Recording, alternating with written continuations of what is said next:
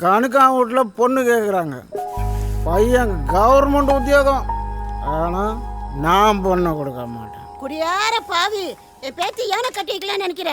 ஏய், தின்ற வேலையை மட்டும் பாரு, எல்லாம் எனக்கு தெரியும். இதே வேலை தான் உனக்கு ஏதாவது சொல்லிட்டே இருக்கியா? இனிமேல் இந்த கவர்மெண்ட் உத்தியோகம் பார்க்குறவனுக்கு பொண்ணு கொடுக்குறதே வேஸ்ட். பென்ஷனும் இல்லை, ஒரு மண்ணும் இல்லை. என் பொண்ணை ஏன் நிம்மதியாக வச்சிருப்பான்னு எனக்கு தெரியும்.